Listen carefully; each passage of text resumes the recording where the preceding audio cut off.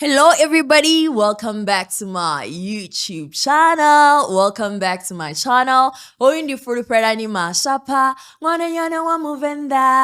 you're here for the first time, welcome. If you're a returning subscriber, a veteran in this channel, welcome back for yet another exciting episode of Building Generational Wealth. So, guys, today I am not alone. I always look forward to this episodes where I'm sitting with greatness. And let me just introduce you to who we have today because listen, I thought about 2026 and who to start this year with. You are the first guest for the year, sir. What a compliment. Oh, Yeah, thank it's an you. honor, right? We're literally opening this podcast with you. So, who do we have today? I hope I don't butcher this one because Don't stress. Work in progress. it's work in progress. So today, sitting right opposite me is Mushonichwa Yes. Winston Kunene. Yay. Yeah. He is the founder of Libertalia Group, whose journey as a business speaker began when he covered his innate ability to articulate ideas and deliver impactful messages. And he is on a mission to inspire, to educate, and empower individuals to reach their full potential. And from a young age, he displayed an entrepreneurial spirit, an insatiable hunger for knowledge. He started his first business venture at the age of 17. And since then, he has been on an incredible journey of growth and success. Through Libertalia Group, MWK has worked with countless organizations and individuals, helping them to navigate the complexities of the business world and achieving sustainable growth.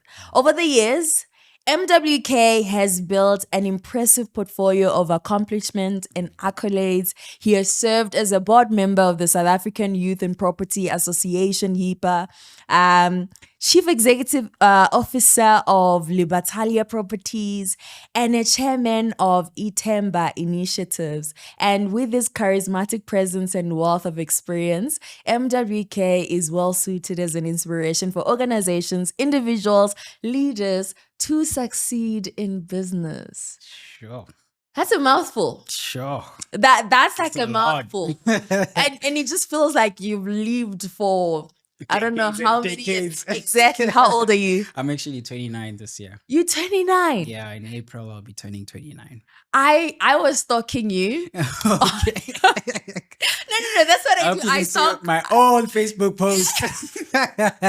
No, I'm joking. No, we're not gonna take it there. Joking. I was stalking you, and I saw like your business has listed like properties worth over, like in total, your portfolio is over 10 billion. Correct. At 29. Correct. What does a 29-year-old have to do with a business that lists properties with over 10 billion? I mean, Sure. you know, like 1 billion, guys, is a lot. There are a lot of zeros in that number. Yeah. So like 10 billion. Sure. Sir. Yeah, it's been a journey. Wow. Okay. Sure. Yes. So take us I through mean, I've been doing this for real estate to be specific for 10 years. 10 years. That's a long time. The only thing I've been doing. Sure. So you've literally like reached your 10,000 hours. Yeah, basically. Like it's been a in 10 decade. years. It's Yeah. been a decade. Yeah. You've done 10,000 Sure. hours. Yeah. Actually thought about that the other day. It's Yeah. been over 10,000 10 years. That's crazy. Yeah, sure. So where are you from? Who are you? And like how did we even stumble upon property? So, okay, my story goes back to, even before entrepreneurship. So I was born in Swaziland. Oh, Swati. Swazi. Oh, Swati, yes. say something in Swati because Yeah, a lot of Tombatane. I'm sorry. Yeah, straight into it. Yeah, no. Yes, yeah, no. So, but and then obviously I've been staying with my dad all my life. Okay. In Joburg. So we from East Rand. Oh, okay. Yes, so Estrand is home this it's side. just Ipswich is home this side. Gogo is from Davidson. Oh, May her soul rest in peace. But yeah, Gogo oh, is from Davidson, who birthed my dad. your dad. Yes, yeah. Okay. And I've basically grew up basically everywhere, like Hectic. Swaziland, East Rand, So Gupi when did Gupi. you leave Swaziland? So when I was 7 years old, 7. yeah, Okay. 7 years old, my Sure. dad just took me in, and he said, "I want." Okay, funny story. With my dad has 4 daughters. Oh, 4. I was about to say Yeah. wives. So no, Oh, 4 daughters. Yeah, Okay. I know the funny thing with wives is a thing. No. So, Yeah. 4 daughters, and I'm basically his first son. Oh. Yes. Yes. So Sana. Ungtole. So yes, my dad got me from. So I'm second mother. Oh, Yeah, okay. yeah, Yes, yeah, yes, from yes, my yes. mother. From your mom, Yeah. yes. So that's basically the story behind Sure. the dynamics of where I'm from, where I grew up, and all of that. Yes, Yeah. how you ended up in Joburg all the way from Yes, Swaziland. exactly. Hectic. So yeah, that's basically pretty much that's it. Yeah. And then when I got to my dad, obviously I've incredible man. You know, I know we've obviously been through a lot and everything, and Yeah. my relationship with him now is so good. Yeah. But I really also grew up in under tough circumstances. He's So a we're not disciplinarian. talking Yeah. very strict. Yeah. And is your mom the same? Or No, the total opposite. oh, okay. But there has to be a balance. There has Like, to be. yeah, you can't have There two has to strict be. parents. Like No, there has to be. I'm so privileged because I take up both sides. Like Oh, I okay. can apply Yes, the the disciplinary. disciplinarian, and then I can also apply the good, generous, Okay, soft. humble, Yes. sweet boy. Oh, okay. Two Oh, best of sweet both man. worlds. Yeah. Okay. So the charisma in business, where does that Yes. come from? Your mom or your dad? Sure, from my dad. Oh, okay. Definitely from my dad. And he had one wife. He had one wife. Well, I guess. But yeah. Yeah, we know. Now we know he's dirty laundry. Okay. The older we get, Yeah, right? yeah, The yeah. older we get. Yeah. So Okay. yeah, no, he was actually he worked for he's been a very like he was in corporate. Okay. Worked for FNB, worked for he got into the mining industry, worked for Patrice Motsepe. Motsepe, He was an exec oh. for one of Patrice Motsepe's companies. Wow. It's actually got a poster at home where it's Patrice and the top 4 execs, and then it's him. Of under course, you have to the- frame that thing. So he was reminding people like, Yeah, like during my days. During my days. Yeah, during my days. No, Shem. So Sure. my dad's he's always been a business person, a corporate leader. Yes. And then obviously things turned around. He left Arm, which is Patrice's company. He left Arm back in 2008. So we used to live a good life back then. Back then. Yeah, and then Yes. things turned around. Sure. Fortunately, made some, I'd say, terrible investments and as well as good ones. So he bought a farm, Yes. and he did animal husbandry, and I Sure. basically grew up in a farm from that time. Hectic. You know, so I used to sell spinach. Yes. Go to all the areas in like Katlehong, Guatema, and Yeah. sell like spinach and The all these customer different- base. Yeah, like yeah. so we did that to pay my school fees.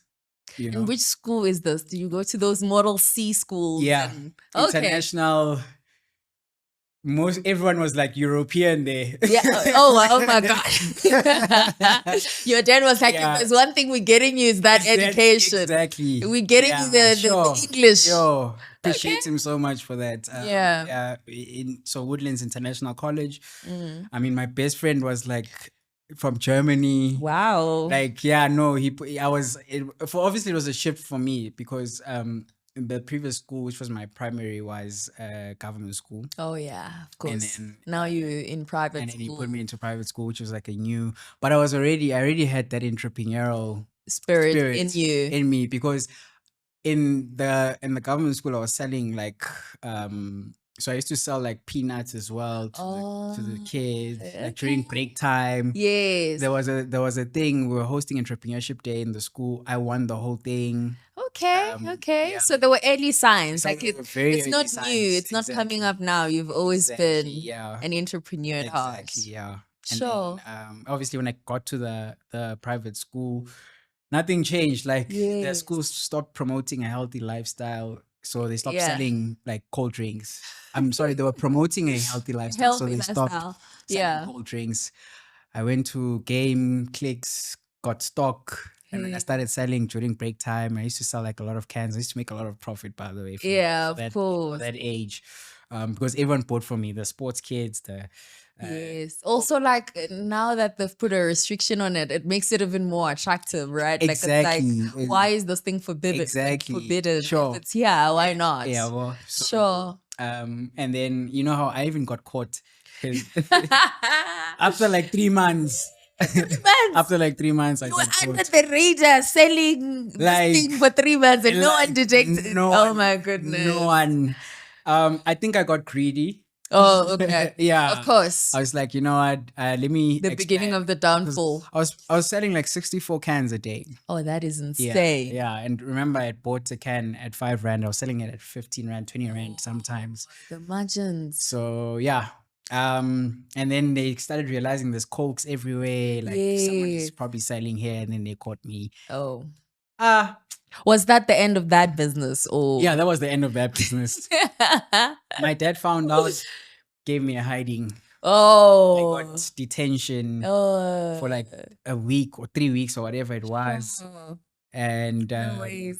crazy, yeah. And but funny enough, I had teachers who it's weird, it's so crazy how I look at today's world and how Yeah. everyone's mentality is towards certain things. But Mm. at that time, I had a couple of school teachers who were like, dude, you're born for this. Yes, They- like you you should should- pursue this. should You're pursue clearly a this. business person. Hang You up have on the being knack punished for it. Yeah, you know. the schooling system is weird. Yeah, Actually, yeah, it is. It is. But I mean, at the end of the day, they're meant to produce employees, right? Of course, so of course, of they course. need to find a way to put you in line. But it kills. It's a balance. Yeah, it kills entrepreneurship and that Yeah, spirit That's of true. That's creating jobs, because then we see ourselves as model employees Yes. working towards being Yes. model employees. That's true. That's Sure. absolutely true. So in one of your interviews, you mentioned you dropped out Yeah. of high school, Dropped out grade 11 grade 11, from that school. from that school. Yeah. So take us through that journey. Like, what happened? Was that then the beginning of you going into entrepreneurship like full time? Mhm. And how did we stumble upon property? Yes. And yeah, how did we start building to where Okay. we are now? So okay, the selling cold drinks thing stopped. Yes. And then I found another business idea, which was buying video games from the school kids, right? So then I would trade them with the kids that didn't have that particular game. Oh. So I'd always have I would mark Okay. up the game. And then it Yes. got to a point where, now this was towards grade 10, grade 11. Yeah. It got to a point where I expanded outside of school. So I used to buy Okay, games you are from the the plug. children, and then I'd go to cash converters and cash crusaders and just sell all of them. Okay, bulk. to those. Yeah, because sometimes I would buy a game for like 10 rand, or Sure. if 100 of those, 100 rand, 100 rand gives me 10 games. Yes. And then I would go to like a pawn shop and they'd buy it at 300 rand per game. Pay game. Okay, so that's I found, also you're dealing with rich kids, right? yeah, like they would sell it for 10 rand because like, Yeah, it's like I don't care some about of them this would thing. want to donate it. Like I just bought a Pause. PlayStation 4. PlayStation 4 was a big thing then. Donate. You know, he just gave me the games and I would go and sell it. So Yeah. I saw like really good money there. Sure. And I was like, nah, I'm going to drop out of school. I started watching YouTube videos like Bill Gates and all these guys. You took the inspiration. Yeah. But no. would you advise someone to drop out? Like No, I wouldn't. someone in high school No, I wouldn't. looking at this, like watching this right I'm now. hoping even my daughter, when she sees this, she... Oh yeah, you're a dad now. Yeah, like- Congratulations. Thank you. You're the happiest dad I've ever I'm seen. so happy. You're so happy to be a Always wanted this. I was like, I've wanted this. Yo, with Yeah. with the perfect wife. Sure. So blessed. No, that's amazing. So That's amazing. yeah, no. So I wouldn't advise people to drop out of school. I think I'm more mature now, and I've gone through life Yes. experiences, business. I've had business up and down. Yes. But okay, I'm deviating a bit. But I was basically saying when I dropped out of school, then I thought I was going to be this billionaire instantly. Of course. I'd The sell dream. games worldwide. Yes. I'd compete with BT Games because BT Oh, Games was the only yes. video game or rather gaming company that was like basically a monopoly of all the video games sold in South Africa. Yeah. Yeah. Now you go to different Yeah. stores, you'll find a lot of different games. So Online as compete well. with BT Games. Yes. So then I dropped out. Mm. Then that's where It things went went south. Dad kicked me out. no ways. I always have the argument even with my siblings, like, did I get kicked out or did I run away? Because Yeah. when we were driving from school, because I'd failed my grade 11 as well. Yes. So that's when I actually dropped out. I failed my Sure. grade 11. He fetched my report. I was there in the car, and then he went hard in the car. he was while he was driving, he was like punching me from the back while we were having a hectic. no, we're having a serious and I was so confident. I was like, Yeah. I was just back chatting. This is for me. You're not gonna stop me.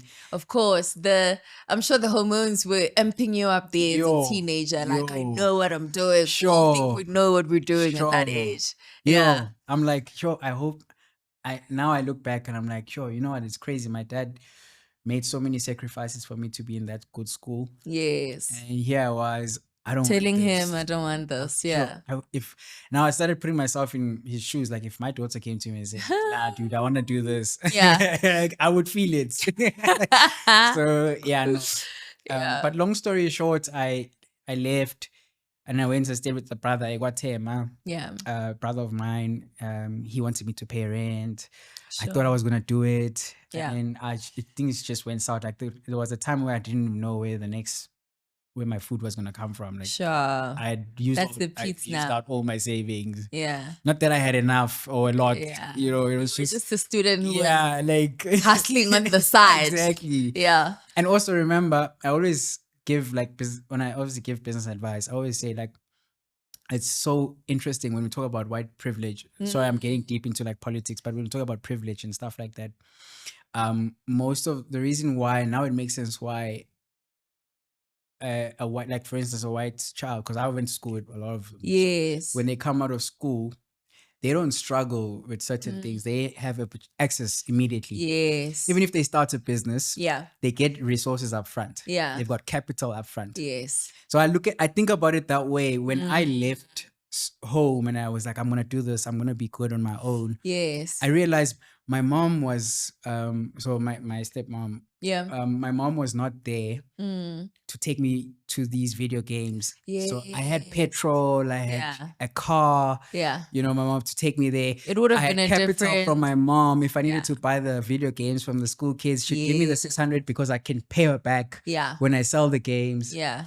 It's none of that. Yeah. Now you're on your own. Now you're on my own. No transport. No transport. I must pay rent here. Yeah.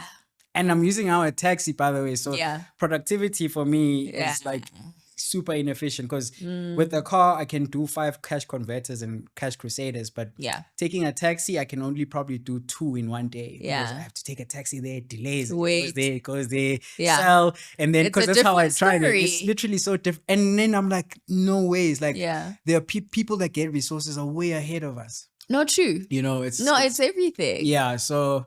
But anyways, I wasn't trying to get into so political about that, but we ended there anyway. Yeah. So, and then I fortunately got an opportunity to join.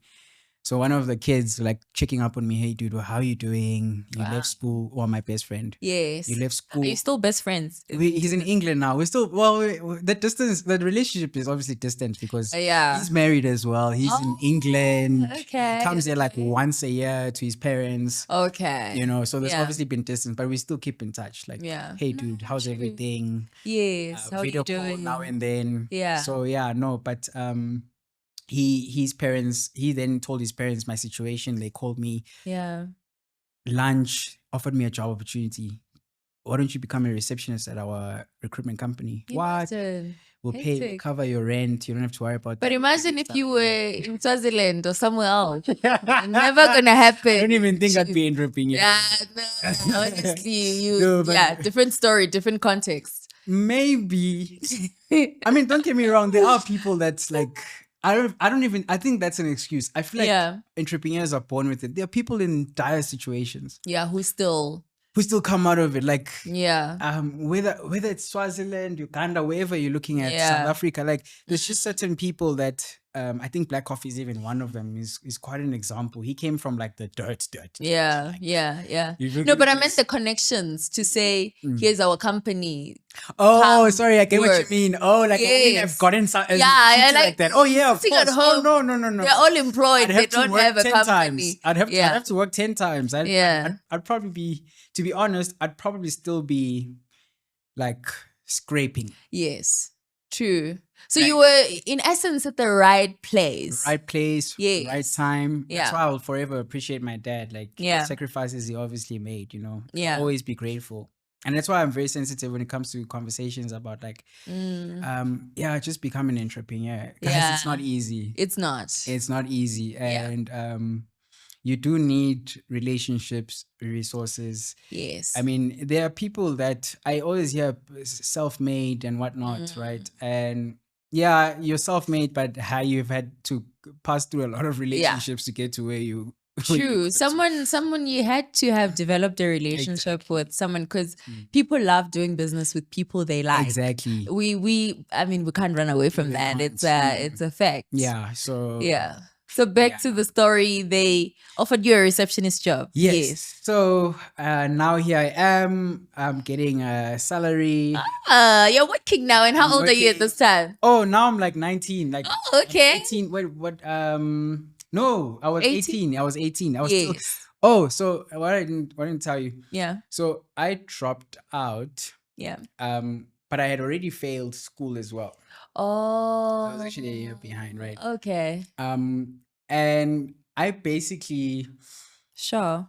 I know a lot of people say, but I went straight into the corporate environment, right? Yes. And I got all my corporate experience in 1 year. Oh, okay. Then that's where I really understood what business is about. Okay. That's when you're like, I'm actually this is what I'm actually doing.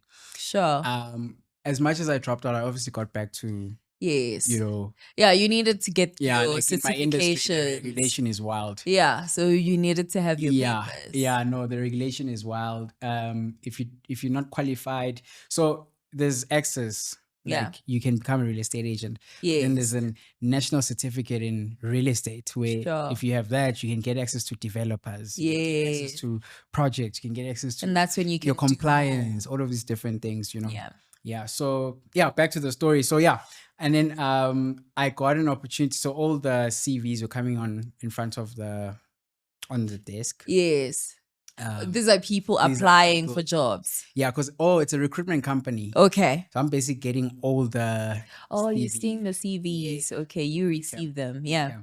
So so then what happens is every type of job, like accounting, they did pharmaceuticals. Yeah, they did all these different jobs, but there was one specific for Pam Golding. Oh, okay. I'm an entrepreneur in real estate. Yes. Okay. From there. That was your big break. Yeah, from there I was like, what? Become an entrepreneur? Yes. In real estate. I mean, I knew real estate as well. Yes. From videos, interactions. Even they were selling one of their houses, the recruitment company, before I even joined. So I knew like how real estate works then. An idea of how it works. So I was like, no, let me do this. I'm going to make money here. Yeah. But how good are the commissions? So this is, I say like it is, like raw truth, right? Yes. Give it to us. Give it to you as it is. Or maybe also tell us like the evolution of when you started compared to now. Okay. Yeah. So when I started with Pam Golding, I wasn't earning anything. So I did a pay cut. I lost the job. Oh, yes. Because they're like, you and I were not connected anymore. Yes. Because you're leaving us or whatever. Yeah. Which is, I've never resented. I've always been grateful for that opportunity. Yeah. But basically, when I got into real estate, the lady offered me 3,000 Rand. Okay. Plus commission, which is like 10% commission. Okay. For 3 months straight. Yeah. I was the guy that used to put the for sale signs. Oh, yeah. She paid me like 100 Rand for that. Okay. Sure. So even before I got to the 3,000, I used to I started like right at bottom. Yeah. And then I doubled her sales while I was doing all the work, because there was a time where now she'd go on holidays and she'd ask me to do the show houses every Sunday. Yes, so it moved from me just putting for sale signs to actually now showing the properties. Yeah. Okay. And then one day, the manager comes to me and says, the manager for the branch says, yes, what are you doing with this lady? Because you like tripling her sales. Yes, she's getting the money, whereas like, why don't you just become an agent? Yeah. I mean, everyone loves you. The charisma. They know you. Yeah. Yeah. Just go for it, man. Sure. And I was like, okay, sure, why not? This was like 3 months later. Yeah. Sure, but that also speaks to your work ethic, hey? Because after 3 months, if someone is already saying, "Oh, yes, why don't you become an agent?" Whereas we were meant to just be an assistant, then that says a lot around, the way you were showing up. Absolutely. So maybe how were you showing up? Yeah, no. Regardless of like how much you were getting paid, how were you showing up, which led to that? Because I think that work ethic is proper. I think that's why I even mentioned earlier. I was like, I'm so blessed to have my dad. I've picked up some stuff from him. Like, yes, like his work ethic is unmatched. Sure. And I think I carried that with me because, like, you're asking, how was my work ethic there? I used to even skip church every Sunday. Hectic. I don't promote it, but you would skip church every so that Sunday I had a show house. Yes. And in the business that I'm in, if you look at the people that buy homes, they've already made the decision. Probably 70% of the decision has been made online, like of just seeing the property. The picture. True. And when they get there and then they meet Umshonisha, he's just so charismatic, nice, good. That's just presentation. Yeah. They really want the house. So property sells itself. It sells itself. And then you just... I think I got that immediately. Yeah. Okay. And I had a great mentor, the lady that I was a PA to. She was a great mentor. She gave me all the secrets and the nuggets. So I think because I knew that if I missed a Sunday, I would miss a sale. Yes. I was also in a weird situation. I had to pay for rent. Remember now? Yes, now the situation. I have a job and, I had a car. I bought a car while I was working. Oh, So I paying it off monthly. Yes. Yeah. So now I'm like, I can't sit. Friday, Saturday, Sunday, I was always. Yeah. Working. And all my friends after VAC, they're having a nice time. They're sleeping at home. Sleeping at home, they don't have to worry about bills. I used to get in. I lost a lot of friends then because there was a time where I just couldn't party with them. And no, like you have to work. You have like responsibilities. Like you have to work. Yeah, so I think my work ethic was mixed with circumstances. Yes. Yeah, like there were days where I was like, I don't feel like doing it, but I just had to do it. So I think, to answer your question, my work ethic was unmatched. I used to have most of the listings in the area. Yeah. I made that first year in my sales. So I got promoted, right? Yes. And then I started doing your own thing, basically. And I basically sold 12 houses. Yeah. On my own. Sure. Right? So you can do the math. So basically 7% is the standard commission. Okay. Yes. Okay, so let's say you sell a house for R1 million. Yeah. Let's say 10%. Okay. Because VAT, tax, all these different things. Let's say 10%. Yeah. 70K. You split that with Pam. Let me not speak for Pam Golding now. It's years later. Yeah. But 50% comes to you, and then the other 50% goes to the agency. Yeah, I don't want to call it by name. The agency. Yeah. Yes, it goes to the agency. Yeah. So that's like 35K. That's 35K. Basically. Just one sale. Just one sale. Sure. So I was selling like 3 a month. Hectic. Yes. So you like your mates at varsity. Yeah. You are chilling on plus minus 100K on a monthly basis. Yeah. That is insane. Minus tax and obviously and all these different things. Yeah. And at this age, you're like 20-ish or 19? Now 20. No, now as with Pam Golding, after a year, it's probably 21. Because my first property I bought, I was 21. You're 21. Yeah. So you like 21 and already you like 20. So Pam Golding 21. 21. 21 is when I moved from Pam Golding actually. To then start your own thing. Yeah. So like as a 21-year-old, what are you doing with 100K? I was buying property investments. Okay, so you were at least smart enough to start investing as well. Yeah, I was looking for sustainability more than anything. Like, okay, because you know how rough it is. Commission comes, comes, and I mean there were nice times. Like you always hear the click, and it's a big balance. Yes, some amounts, but because I would sell a house for like 3 million as well. Yeah, which is like. Sure. You know, so it's not, sometimes you get a big paycheck. A really big paycheck. And then sometimes I'll sell a house for 500,000. Yes. And you get like 16, 20, whatever. So it fluctuates. Yeah. So, so I knew that if I get 50K straight into my account. Yeah. At least it must sustain me for the next 3 months. So it's not a situation where 50K comes and then half goes to a Louis bag, and half goes to there. Yeah, because I can make it tomorrow. Yes, I think sell another property tomorrow. I don't know if you've we were thinking with Percy. Yeah, we were doing the thing with Percy. Preaches this a lot. I think it's one of the things he preaches a lot. Like people always assume if I use the money now, it's gonna come again tomorrow. Yeah. I fell for those traps then. But basically, to answer your question, I mismanaged some of the money and some I made investments. Yeah. I was also learning. I was also growing up. Yes. And then obviously where I made a lot of money was when I then started my own thing. Okay. Because I didn't have to share my commission with Pat Golding. Yes. And I used to get like 100 listings. Sure. You know, so no, I started getting a team and then I had a big downfall. So sure, tell us about that. Funny enough, the big downfall came from me wanting to transform the industry. Ooh. Yeah. Okay, big dreamer. Yeah, but I mean, I'm still at it. I mean, we'll get to that conversation. So I decided I'm young because I used to go to the Pam Golding trainings and I was literally the only black guy there. Yeah. And you can see with the posters. Yeah. I think you can see with the posters. It's quite obvious. Yeah. Not only black, but young as well. Like, I was always like, why is all these, it's dominated by older and white people. Where are my people? Where are my young people? So there's this sort of, you know, when entrepreneurship moves to philanthropy, you know, it's like, how do I get more young people into the space? Yeah. So, and I built an induction course. Okay. Basically, I got all these young people. So that's when I started becoming popular. Yeah. I got all these young people to come and join the sector. Okay. Like you can be so the clickbait was you can drop out of school and join.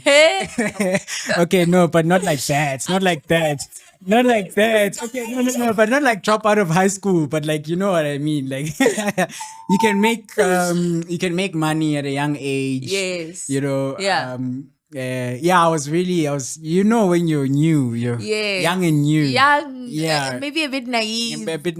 Yeah. I mean, this is years ago, but so everyone basically joined. I started getting interviews with, I remember I had YFM, 94.7. Like I had radio stations. I started calling you to interviews from Private Property as well.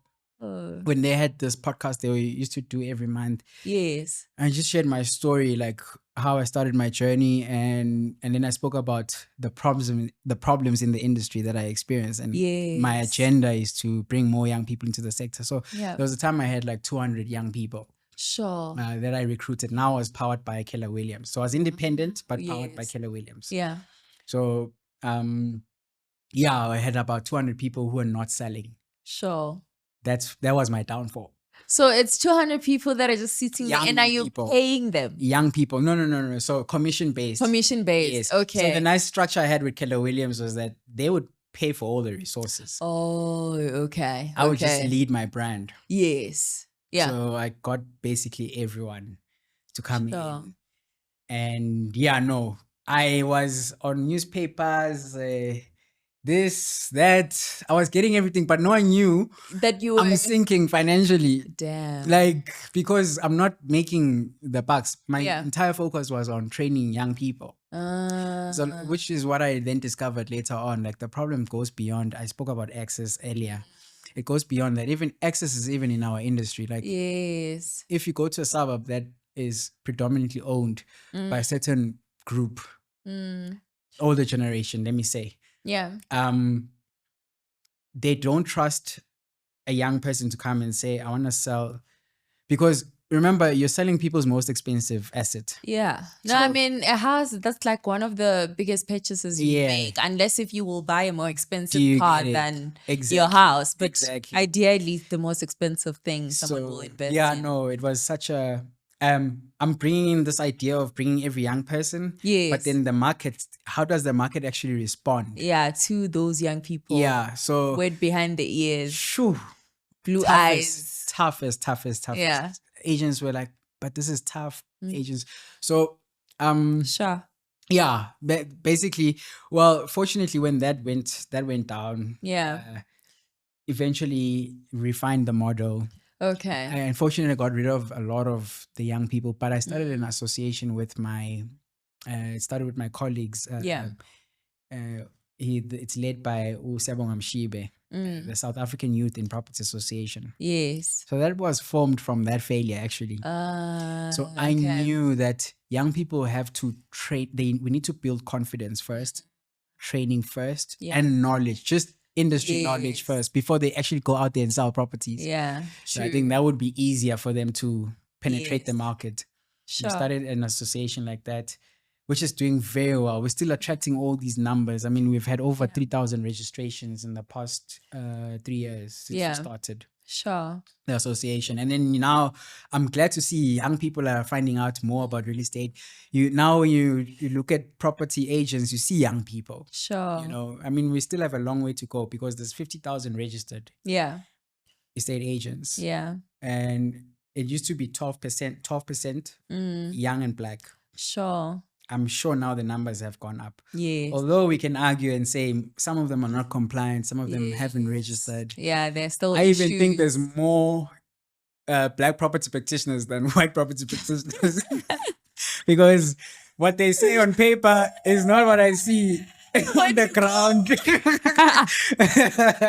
So clearly these people are not compliant.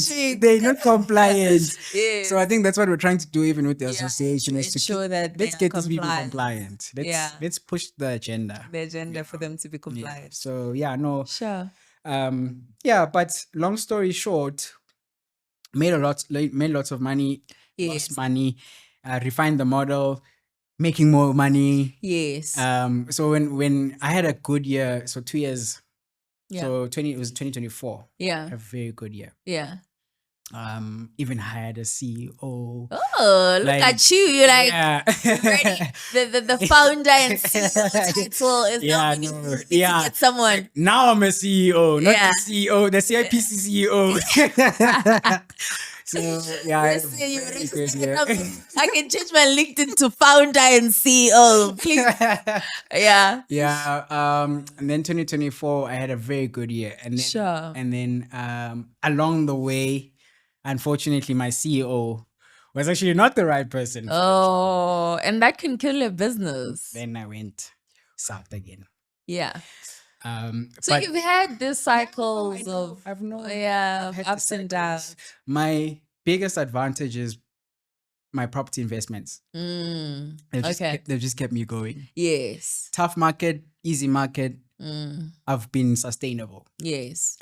Not where I am, where I want to be right now. You know, I think I'm still writing my story. Yeah. But I'd like to say I'm grateful. I've achieved quite a lot as well. Yeah. You know, I've achieved quite a lot as well. And where are your properties, and what do they do? Is it like residential? Is it commercial? Mostly residential. Mostly residential. Yeah. So I've got south, east, west. Sure. I've just gotten one in Pretoria. Yeah. Yeah. basically properties. Yeah. And like what makes more sense is it because I've heard like people saying now like what's on trend is you get like a flat, divide the sitting room, and then you've got like multi-let vibe going on where you have 3 people sitting in that one apartment. And then they pay you rent individually. Yeah. So actually, speaking of that, that's a project I'm busy with now. Going into the township market. So I got a stand there. Yes. I'm trying it out this year. Yeah, the multi-let situation. Which is like because I hear there's a lot of cash flow in the township market, which is true. But it's also you don't want to. I don't want to be the face of it. Okay, interesting. I'm not gonna be the one that go there and say, "Hey." You haven't paid me my rent. Okay. Because that's literally, I mean, when you think about investing in a township, you almost think about that, right? But also I guess the risks that come, like security and all these things. You like, how do you navigate? Especially where I feel like it's easier where you from the township and you kind of know your way around. Exactly. But you like a guy from Swaziland. You're going to go to a township and bring my rent. Hey, let's rent. No, I don't want. It's something that I don't want to. I just don't want to get involved in the day-to-day operation. So I know what happens. Investor. I'm a. I don't want to say diplomat, but I'm a guy that if I have a problem with the tenant, I'll evict them through the courts. Okay, but that takes forever. Attorney. Well, I've got preemptive measures as well. Okay. What are your because I feel like if there's one thing that I beef with as far as South African law is concerned, property, whatever is concerned, is the fact that they protect, if you like in a sectional title, owners that do not pay levies. Like it takes forever to just, if you're going to do things legally, of course, for that to be resolved. And secondly, if you have like a tenant who's not paying rent. Because if you bought like using a mortgage, you still have a bond to pay at the end of the month. And this guy is chilling there for free. So what are your preemptive measures? Because I know this will be very helpful for those for a lot of people, stubborn tenants that are sitting there, and also they don't want to like basically do something illegal. Yes, that's true. I think I'm sitting at a point of privilege because I'm in the industry. I know all the ins and outs, right? You know the loophole. I know every loophole. So for instance, like evicting a tenant. So the first advantage I would say is we have a very good vetting system. Okay. So you're not just getting someone because... Yes, that's where people make mistakes, especially desperate homeowners. When I say desperate, I have to cover the bond, I have to cover levy, municipal rates. I don't have a tenant in 30 days. I don't have that additional income. So how am I gonna... Whoever comes with the deposit right now, I'll take it. Okay. There's a lot of, or maybe no, I'll hire an estate agent. Okay. But you're hiring an estate agent that's not compliant and is not registered. Ooh. So they actually don't know what they're doing. Whether these people they went on Facebook Marketplace to find a tenant. How do you check that they're compliant and registered? That's a great question. That's what we preach every day, because you can actually go to the PPRA website. The Property Practitioner Regulatory Authority. Yes. You can literally search for the name of the agent on their website. Okay. If the agent does not appear, then you know you're dealing with a bogus. You're dealing with a bogus agent. Yeah. And the registration process is so important. Yeah. Because those are the preemptive measures. Like, you're dealing with someone. There's ways to vet when someone is also experienced. Yeah. For instance, if you go on P24 and you search for the agency that they're working for. Yeah. And you look at the number of properties that they have, because there's a section where you can search for an agent name. Yes. Before you give them business. Yes. Are they actually experts in the area? And how do you prove that they've got a lot of listings in the area? True. I mean, we've got, there's one agent, he's got a portfolio of about 400 properties in his area. Yeah. Under my company. Yeah. Compliant. Never have problems. He's got a portfolio as well. Of properties, and his eviction rate, he doesn't even get to that point. Why I'm mentioning this is like, you want to give someone like that, the business. Yes. No, true. I mean, the less stress it is for me as a property owner, the better. Exactly. I don't want to be having calls every day concerning a tenant. Yeah. Because here's another thing that he understands. Yeah. I'm giving him the credit. This year, I'm giving people credits. Of course, good I'm leadership. done taking. Yeah, no. I'm good done leadership. taking credit this year. Yeah. Give him the credits. So, like, one of the things that he understood from day one was, if I place a bad tenant, that's minus 1,000 rand from my monthly income. So it's better for me to find a qualified tenant. Then I know I'm going to get 12,000 from this one client for the whole year. That's a good strategy. Yeah. And if you have 100 of these, that's your passive income. Yes, that's just coming in because you found someone. Exactly. So why would you then put someone that's going to default? So you can see his credits is bad. Yeah. But you're desperate for that first month's rental that you're going to get, because that's how we make money. We charge. So basically, let's look at an example of a 2-bedroom house, 10,000 rand per month. Yes. You invoice the tenant 10,000 deposit, admin fee. The agency will take 12,000. Okay. And then they'll still take 1,000 rand per month for the next 12 months. Okay. Yeah. So if you've got 100 of those, you're building your own passive income. You are. Okay. So ideally, I always say, protect your money. But anyways, you see, the training in me is coming in. Yeah, basically. How do we ensure? Yes, you have to hire a professional. That's what I'm trying to get to. Actually, you have to hire a professional. And I know the industry is something that I'm passionate about now. This year, I just want to clean this idea of agents are scammers. Yes. There are a lot of them out there. But I want to clean this idea of agents are scammers. They eat people's deposits. Yes. They just want to say they don't care who they place. And it's so unfortunate, because let me not even look at my company. Even if you look at an agent that's been around for 30 years in the area, and they start selling properties. And then you have this one agent who's not trained and registers. Goes there and evaluates the properties. The properties will stay on the market for 6 months. They won't sell because this person comes here, the market value is 1 million. You're saying they can go for 2 million. The reason why your strategy is, when I go to the owner, I can tell the owner they can get 2 million is so that I can get the mandate. Yes. But when you put it on the market, it doesn't sell. The banks are going to disapprove. Like, okay, home loan for $1 million, you send, you get an AIP, approval in principle. An evaluator goes and values the property, it's $1 million, gets rejected. It's just I know it's an example. It's a technicality, So you have agents that are messing that up for that 20 year, that experts, that experienced agent. You're depriving them from earning income. Yes. So now both of you are stuck because you're both not selling. It's better to rather help with compliance than to compete with each other.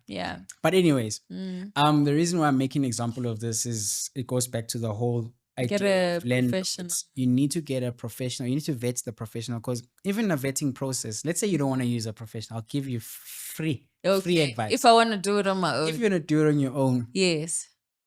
You need to use TPN system. Okay. So TPN will show you history of payments.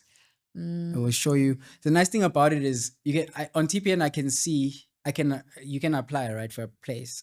I'll be able to see all the payments you've made in the past 12 months from your previous lease. Oh, okay. Like, that's just so what do I need? Do I just need your name? Or well, that's why maybe it helps having an expert, because then experts will accumulate all the documents. But this is something you can do yourself. The application form will ask for specific details that you can put onto the TPN system. Like copies of their ID, everything, proof of address, current address where they're staying. Your normal application form.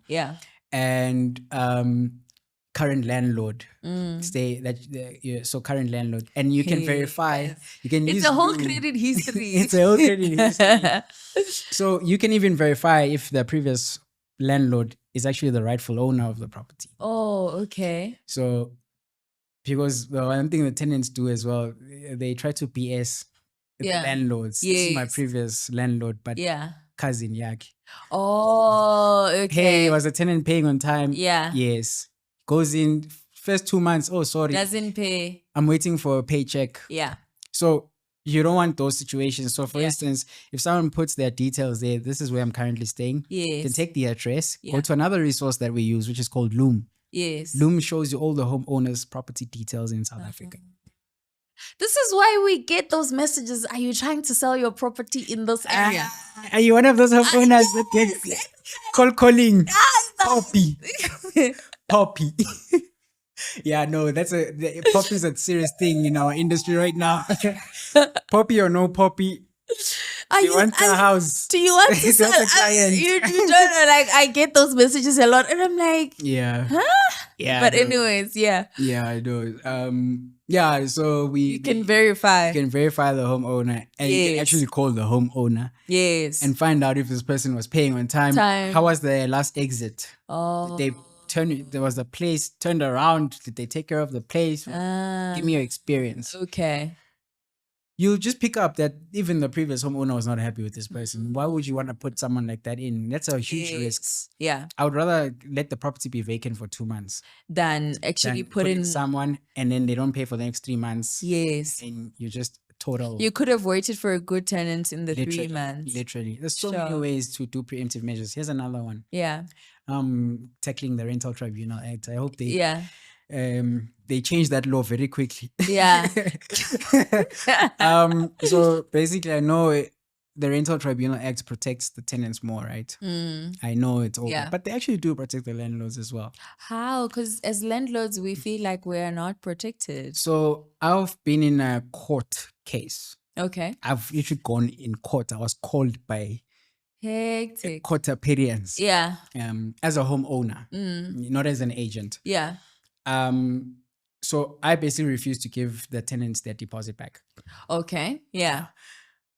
I used my industry knowledge, my industry expertise, lease agreement. Yes. And I put every clause in place. Okay. So the contract was tied. That if this guy misses 1, 2, and 3, yeah, I will claim the full deposit. Oh, okay. Yeah. Yeah. Took me to court. Yeah. Got to court. I won the case. Yeah. As a homeowner. Yes. So I hear people always saying the tenant is always protected and whatnot. Not all the time. Yeah. Right. I think that just comes from people with a terrible experience. You took a CNA lease agreement. Yeah. And you put it you sign. It's not even in line with the Rental Tribunal Act. Yeah. People don't like to read. That's another thing. Yeah. There's just certain things that you are allowed to do. Like for instance, if you put your tenants in a body corporate, these latest like Bowen property, all these new developments where you can actually revoke access. Yeah. It's not covered in the Rental Tribunal Act. Yes, it's not. You can pause. So I don't suggest this. It's a bit shady, but okay. You can stop paying your levies for 2 months. It will not necessarily affect your credit. Yes. Okay. Okay. Give them all the juice and all the secrets. Yeah. So, So basically but you need to know, that's why as a homeowner, yes, you need to be part of that. You need to be a trustee. Yes. In the body corporate. Yeah. Because they have these AGM meetings that homeowners, they don't want to attend. Exactly. The nuggets are there. Yeah. It will tell you guys on your 3rd strike, then you will see hell. Yes. You know you've got 2 strikes to play with. Yeah. For instance, if you don't pay your levies for 2 months, you get that final demand, right? Yes. They remove access. Yeah. Allow it to happen. Okay. now the tenant is like they can't get access. Then they're calling you now. I can't get in. Yeah, but I need a code. No, I couldn't pay my levies. Yeah. Didn't get rents from me for the past 2 months. What must we do? Yes. Yeah. Okay. Read the body corporate rules though. Yeah. Not every complex that. I don't want you to go there. Then next thing your credit is messed up because they took you to the credit bureau. Yeah, bureau. Credit bureau. Yeah. That's what your credit score butchered. Yeah, exactly. But also there's a concern like around how we oversell property sometimes. Yeah, like true. We say like, oh, look at Winston. Oh, yeah. He made his millions from property. Yeah. I'm going to jump into property, make millions as well. Right? So for people that are thinking about making investment in property, to make money like you did, what would you like advise them? Because I think that becomes very important. Because a lot of people will just go in like without the full understanding of the costs associated. We were speaking about levies right now, but then City of Joburg wants you to also pay rates and taxes. You know, if you have a bond, there's a bond. If stuff is messed up, there's also like maintenance and stuff. So what would you tell people? How can I invest in property to actually make money out of it? Okay, great question. I'm so glad you said that. Literally today, someone said that to me. People want to sort of mimic what you're doing because the way you go out there and you say these things, you make it look easy. Yes, it feels like I just go out, get a property today, I'm going to be a billionaire. Hey. I'm like, it's happening. I was just telling this person, I was like, people, like, you need some grit, you need resilience. Like, it's not as easy as I say it is, but I'm glad you're asking that. So it gives me the opportunity to come onto the platform and also just tell people what really goes on out there. My first property was a terrible mistake, by the way. Sure. People will say he bought his first property when he was 21. What a genius. Yes. What an amazing. What a millionaire. Yes. Also, like, what a responsible young man. What a responsible young man. Yes. I made so many mistakes with my first property. And I think that's probably what's happening now, even not just. Run us through those, like, as you elaborate. Okay. So, firstly, before you even buy a property, it's important to evaluate. So, market valuation is such an important thing. Before you buy a property. Wait, what do I start with? Okay, that's intricate. Something simple. You need to become a trustee once you own the property. I don't know what I'm saying. No, it's intricate because I want to tell people, okay, there's transfer fees, there's bond costs, but I feel like the attorney will tell you those things up front. Yes. No, they do. Yeah, they do. So let me not even dive into that. Let's dive into what happens once you own the property.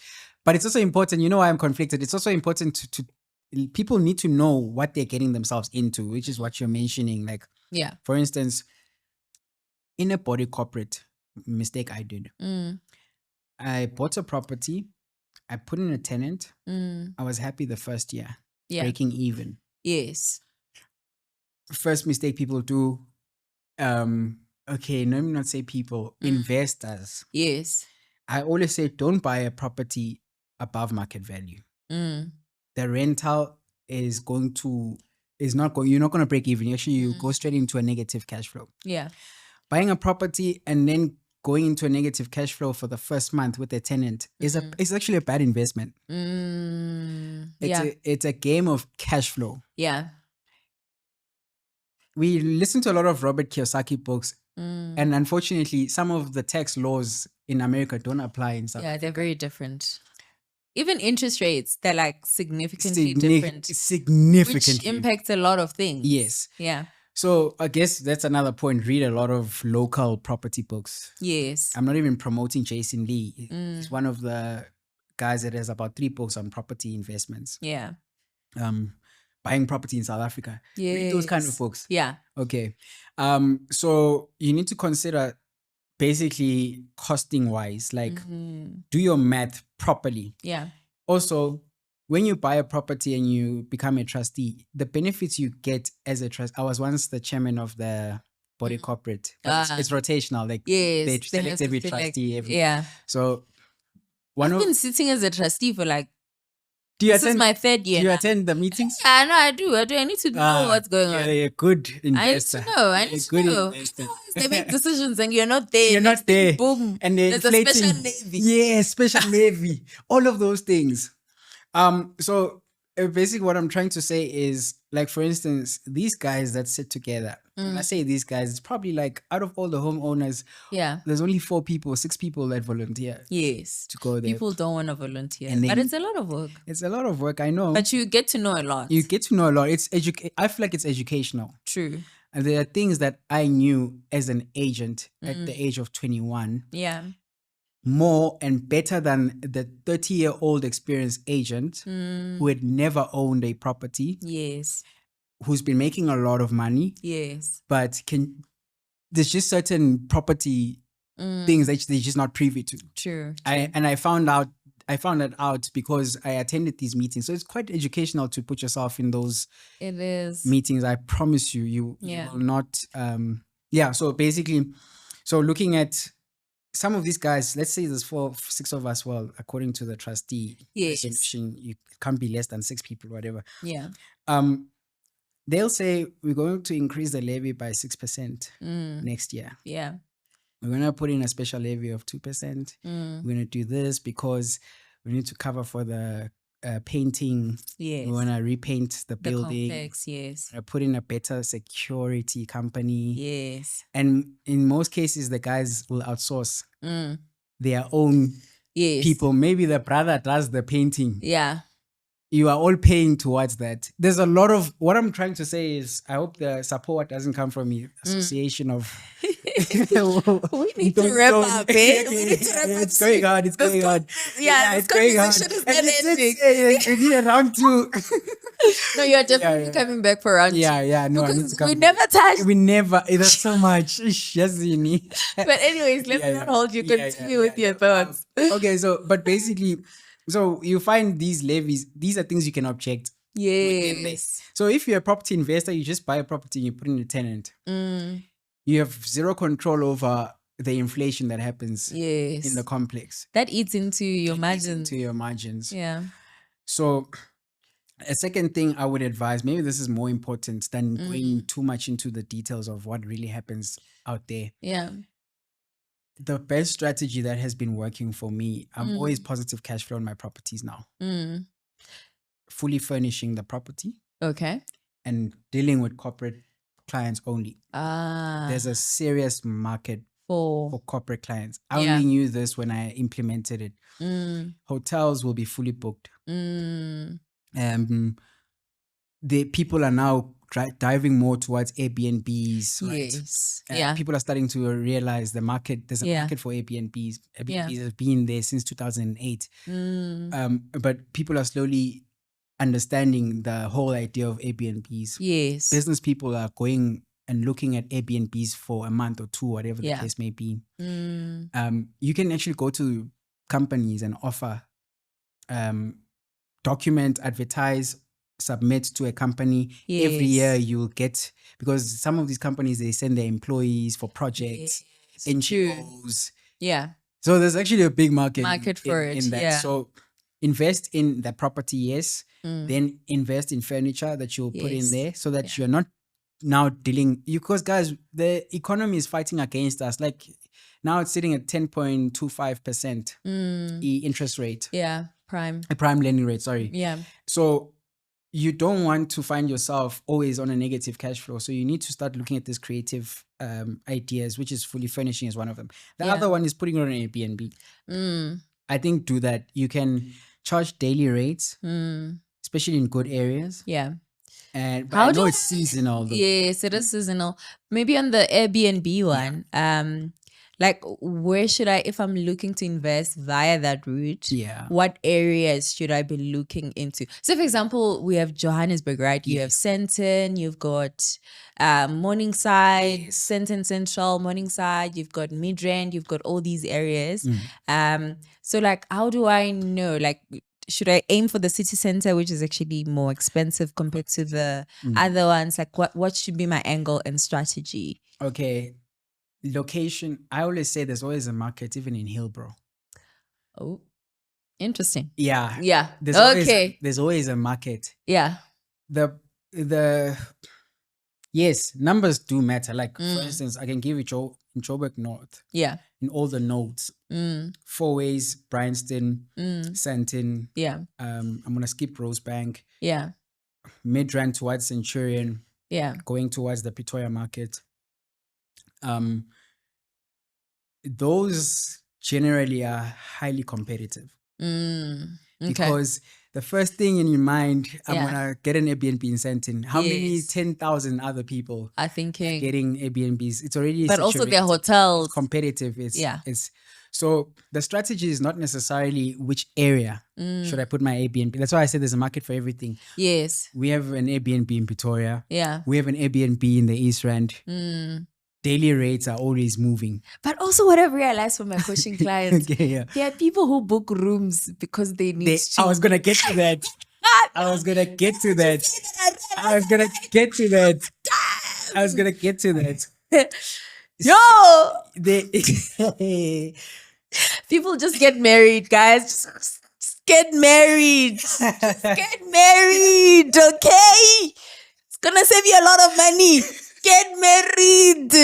Oh my God. Yo. Oh, wow. Yo, I'm just thinking about this now. I'm like, damn. This is the first podcast ever where I was like, I'd say it like it is. Yeah, no. There's a lot of Babylon activities happening out there with the Airbnbs. The city of Babylon, you'll find it everywhere. Sodom and Gomorrah. Yeah, but no, there's a lot that happens. Yeah, there's a market for that. There's a big market. And I don't want to promote it, but your repeat clients are that market. Yes, no, that's true. Even on a bad season. Exactly, because I'm thinking, I hope he doesn't see this. Yeah. This is kind of mad. Yeah.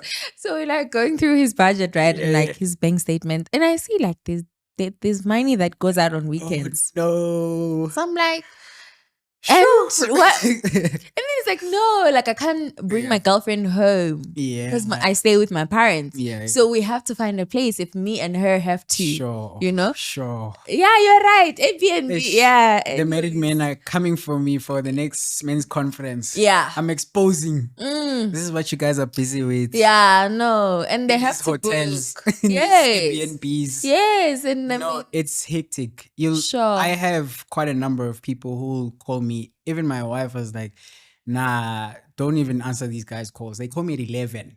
Okay, not any. Well, this, at least now, I've got someone that handles that. But when I started Airbnbs, before I was married, every 11 o'clock, 12 o'clock, it's the same person. It's the same guy.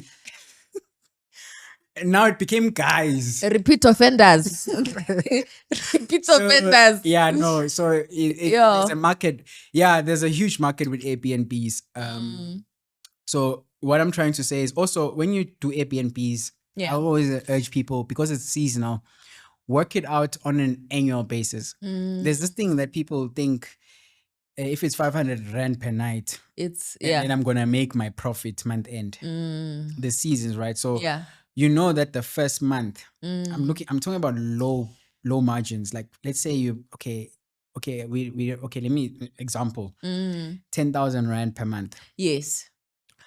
1.2 per night. Yes. The Blythe in Pretoria, Lagoon, Fancy. Every weekend it's fully booked. Yes. During the week, it's those guys. Yeah. It's fully booked. Business people from abroad, fully booked. Even companies take their employees. Then there are months where you will need to reduce your price from 1.2 per night to 500 per night. Because it's just dry. It's dry, yeah. Now you want those guys to bring their girlfriend. Okay. Now you're calling them. You're calling them. Chief, when last did you? Nah, I don't do that. I don't do that. But Okay. I know y'all do that.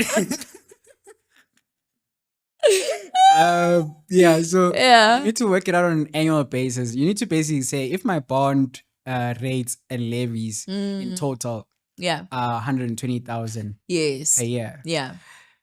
You need to then count all the cleaning fees and all of that throughout the year. And then at the end of the year, look at your assessment. In most cases, it will be profit.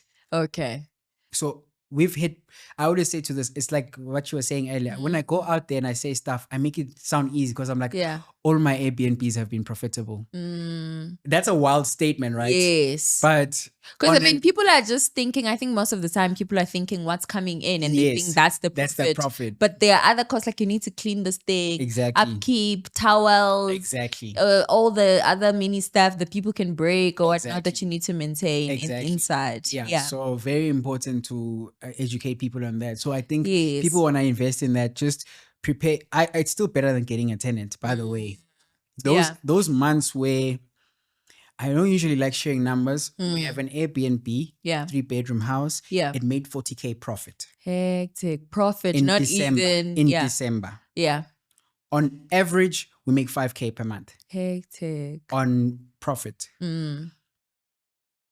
So I look at, if it was 5K per month, there are months where I had to just cover. Yes. And move on. I'm paying an extra 1.5 or 3,000 rand because I didn't hit the numbers. Yes. Then I calculate 45K, 40K minus 5K times 6 months in the year. And then let's say I made a loss in those 4 months or 5 months. I'm sitting on good profits. Yeah. So I think people need to work it out on an annual basis to see the numbers. Okay. Yeah. And then my quick one, an idea I've been like sort of playing with as a trustee, like you get a situation where owner's not paying, and then we get to a point where Section 64, now we have to, auction the property, whatever. And oftentimes, like there was this one case, still ongoing, where the property, the reserve, is it what is it called? The minimum that's set by the court, the minimum amount. Oh, you mean? They said like a price, right? Meaning you can't go below the auction. Yes, the rate. that. Yeah. So, bonded or? It was bonded to Standard Bank, right? Okay. So it's like they set it at 200,000 fixed, right? And then there's this one bogus guy who bought it for like 10,000. We don't know what happened. I know what you're going with this. Okay, yeah. Yeah. Okay. So now, I mean, long story short, of course, that didn't fly because who's gonna accept 10,000? Yeah.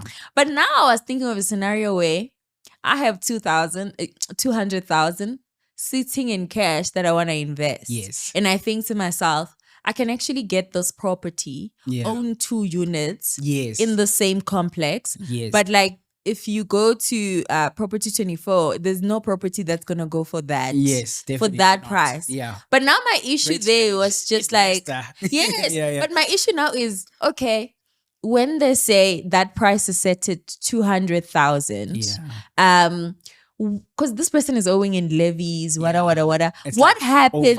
Yes, what happened when I come in now as an owner, as a new owner who paid, 200,000, like the behind the scenes, because I've been waiting to see that, because then that becomes a very cheap way of to actually buy property. Just be careful of the legal implications around that. Firstly, that's why I was asking, is it bonded? Yeah. For instance, if you're owing the bank, let's say it's a bad payer. Yeah. You're owing the bank 300,000. Yeah. Then you're owing body corporate 200,000. Yeah. That's 500. That's 500 already. Yes. You come in and you offer this 200K towards the property. Yeah.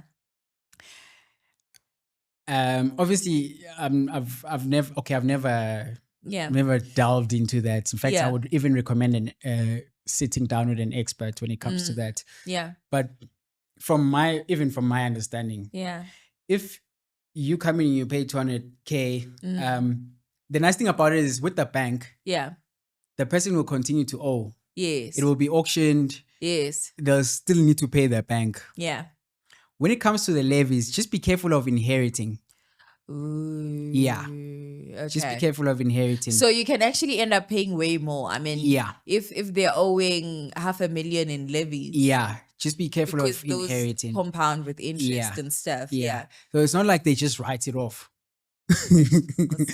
You can write off debt after 3 years. I read your book, by the way. Mind Your Sense. I remember I got it last year. Yes, when we had that's how we met. Oh, I normally ask my guests to explain how. That's how we met. Yes. That's how we met. We were guest speakers. Yes, at Percy's event. No, it wasn't Percy. It was Ntando, yes. Ntando's but Percy was there as well, and then you were there. I was there as well. So I was speaking about Percy because I was like, remember last week with Percy? Yes, 100%. Yeah, no. So I was gonna say, like, correct me if I'm wrong, but your debt, if you haven't paid off your debt in 3 years and you haven't picked up the phone call.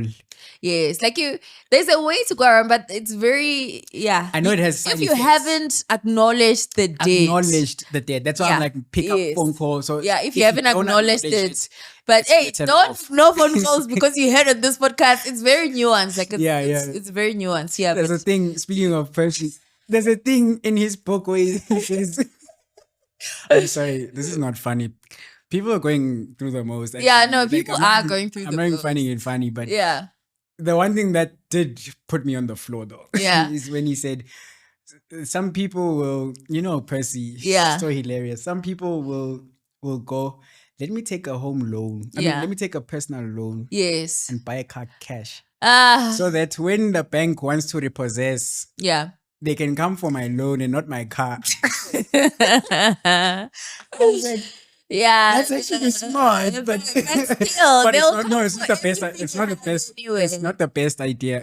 Of course, it will get to that. It will have to get to that. It would get to that. Yeah. But what I'm laughing at trying to cheat trying to cheat so we're talking about people who wait for the debt. Yes. 3 years and then you'll realize it's gonna be very big. It's gonna.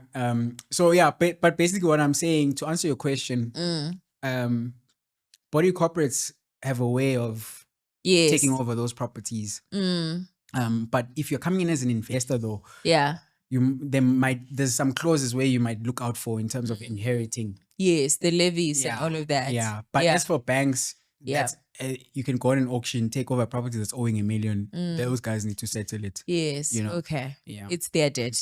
Okay, perfect. So rapid fire questions. I think we've gone way over time. Rapid fire questions. Cut this thing.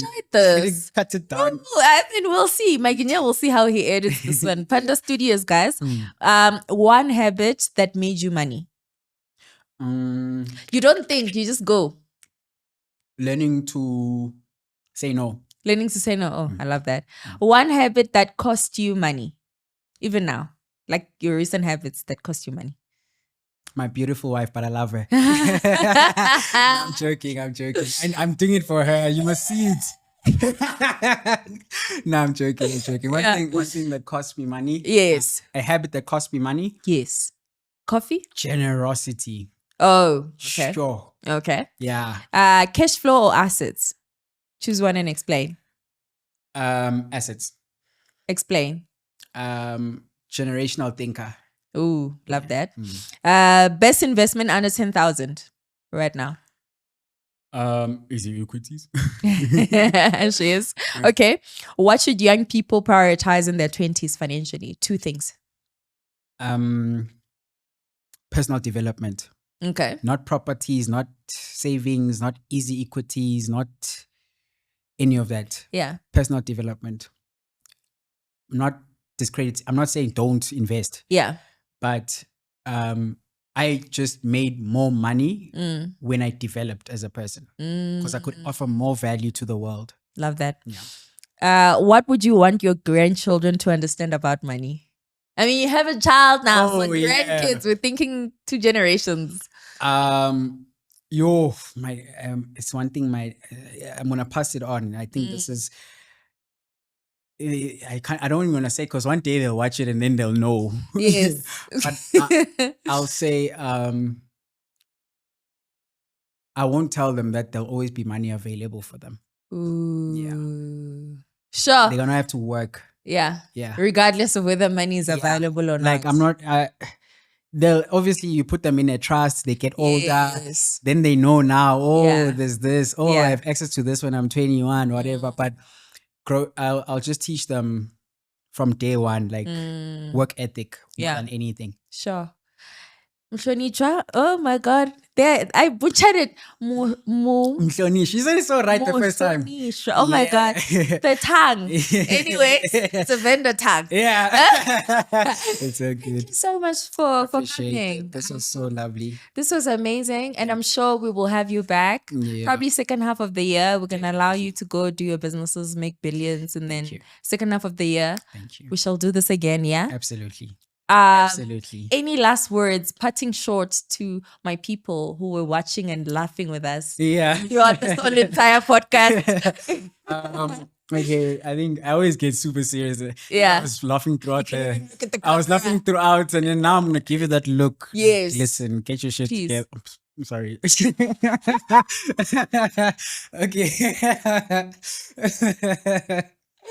Okay. We'll cut that. We'll cut that out. Okay, I think in all honesty, the last words for me is do not be afraid of failure. I have failed a lot of times. Yeah. And I survived. Yeah. And that's my personal experience. I read every other story every second day. This person had millions, they lost it, they got it back. Yeah.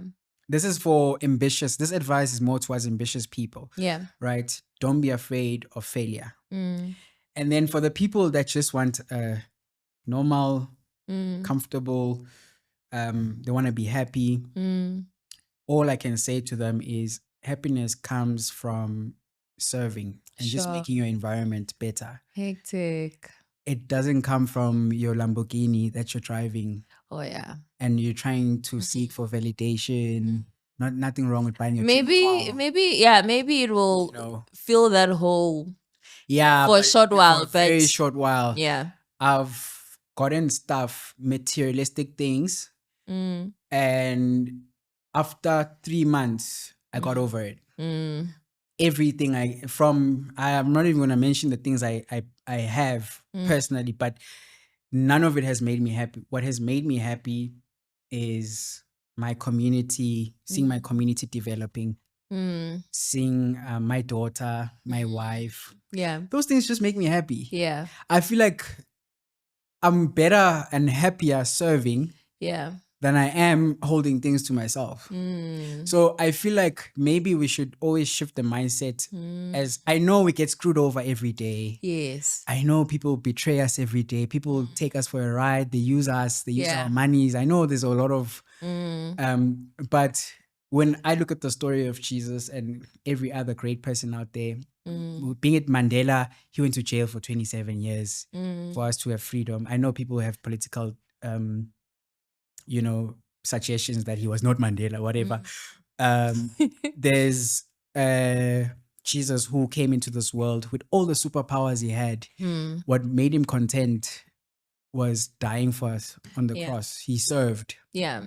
He went to villages, provided water, fish, all these things. Like, it made him Jesus because he served. Yeah. So I look at all these different people and I'm like, they died happy, I'm sure. And I look at my life now, I'm like, you know what? If I go and I buy...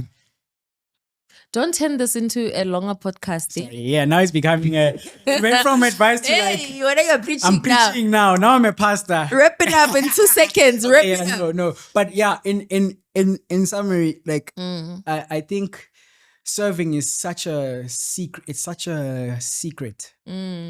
Like, it's serving is for winners. If you want to be a winner, start serving. Thank you.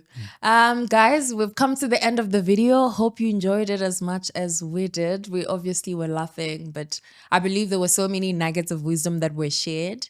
And if you have any comments, any questions, because we are going to bring him back, I promise I will bring back Pelisa because I know you guys want her back. He's going to come back as well. So be sure to load all your questions in the comment section. I love you guys so much. Mwah. See you next time. Bye. Bye.